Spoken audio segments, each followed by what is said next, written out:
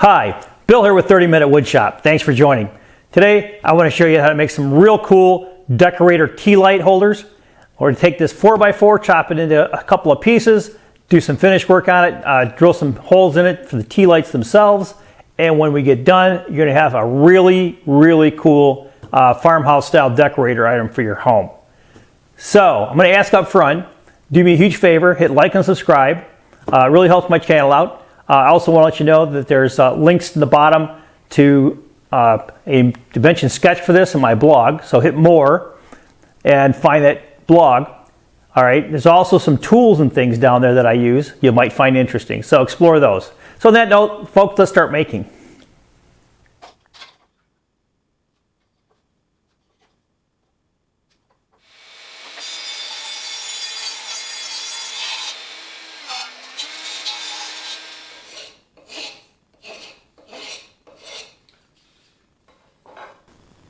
Well, like I said, I got these cut off. There was a little bit of difference between these in one or two spots. So I just wanted to take those little bit of mismatches off with a file before I actually sand these, because I'm going to sand both of these surfaces, top and bottoms, along the sides too. But at this point, now what we have to do is go corner to corner, right? We're just going to corner to corner, and we're going to mark an X.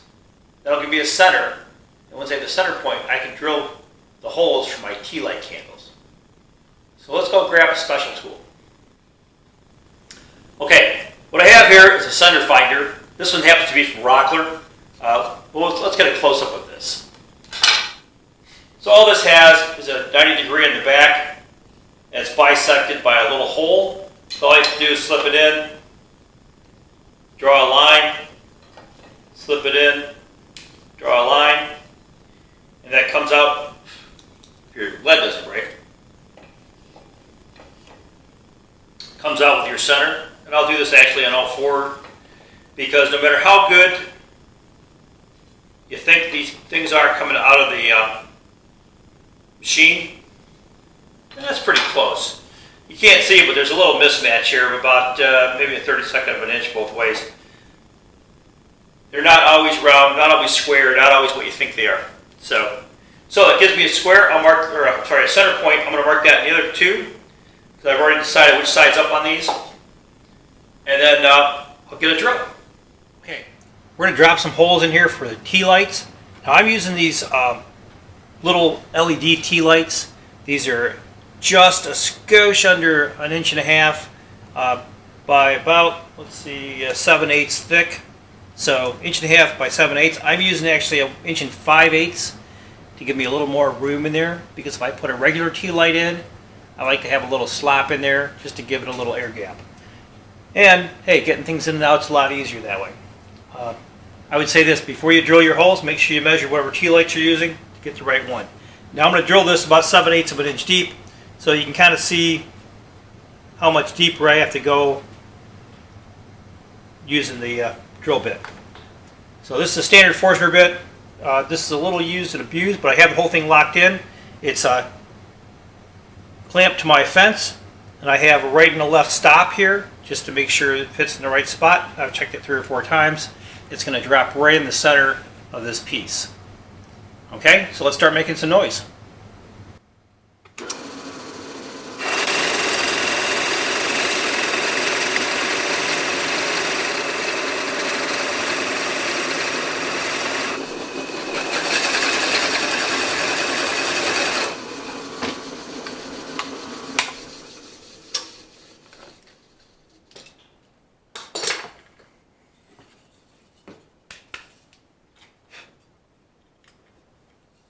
Oh, perfect. Nice. I like the amount of room in there. I don't know if you can see that. Moves around a little bit, which is just fine by me. I like having a little extra space. Okay, now let's see if we can do this one too. I got a stroke. Woo! I just have enough stroke here.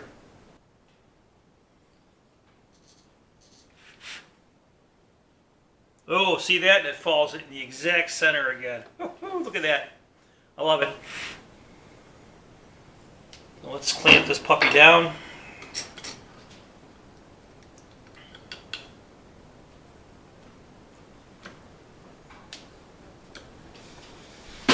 Make sure it stayed in place. Yep.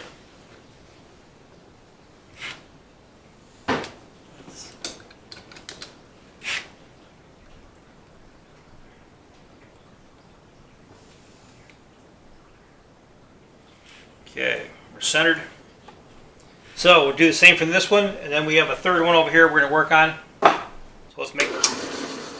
All right, cut the length, got the holes in. Now all we do is just do a quick sand to get the oxidized surface off, kind of make them a little whiter. Be proper for painting.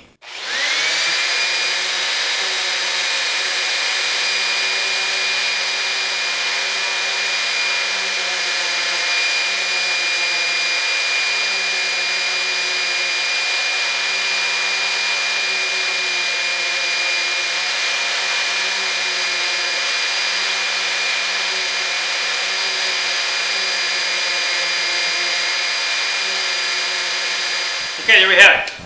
These are ready for paint. You notice all I did is I just hit these real quick on the corners, just to round those corners off so it feels kind of nice if someone picks them up. I did use 320 on this, which is unusual for me. I'm normally 220.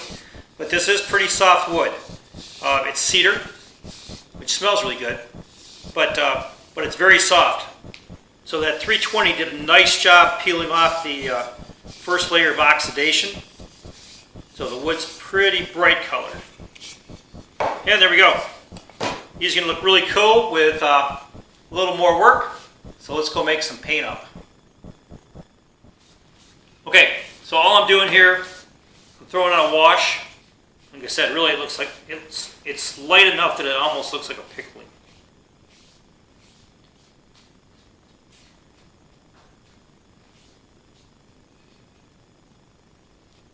Okay. Well, we'll let these dry, come back in a little bit. Actually, what I'm going to do is I'm going to hit them with 400 grit, let them dry, hit them with 400 grit, and then give them another wash with even more water in this, just to give them that last little bit. And then we'll fire them up. So, be back in a little while. Well, a lot of ways you can finish these off. I'm using basically some twine wrapped around right at the midpoint. So, pretty easy to do for me. You may have something more in mind, but this looks pretty good. Again, it's keeping with the farmhouse style that I'm looking for. So it's pretty straightforward. Wrap it around 6 times. Make sure it's nice and even.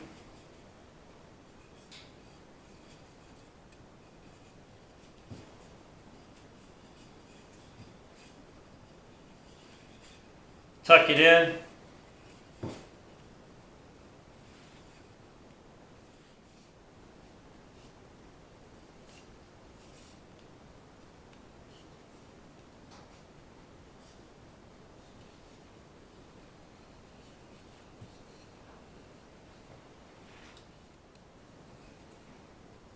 Ah, looking pretty nice.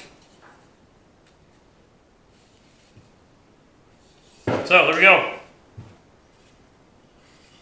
It's all 3 of them. Now, let's get them someplace where they look good.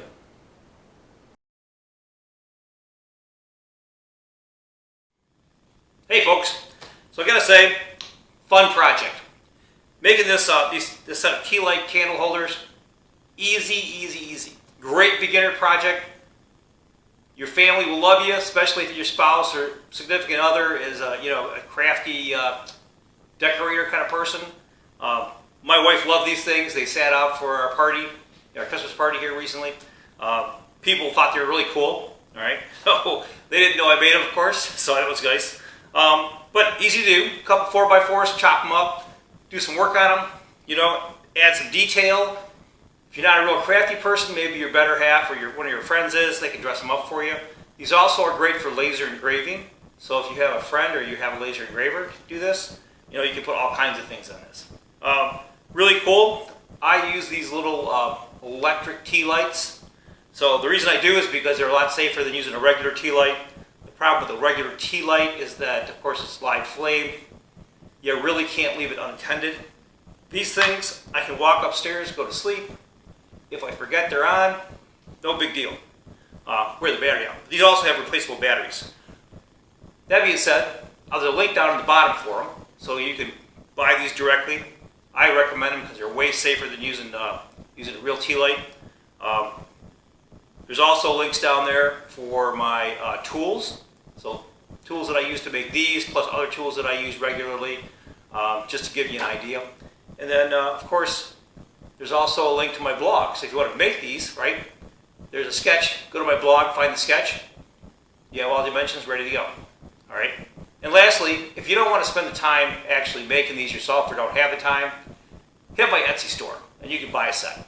So on that note, if you got something out of this, folks, do me a favor, hit like and subscribe. Be sure to click the bell just so you're notified next time I post. And until next time, hey, good making.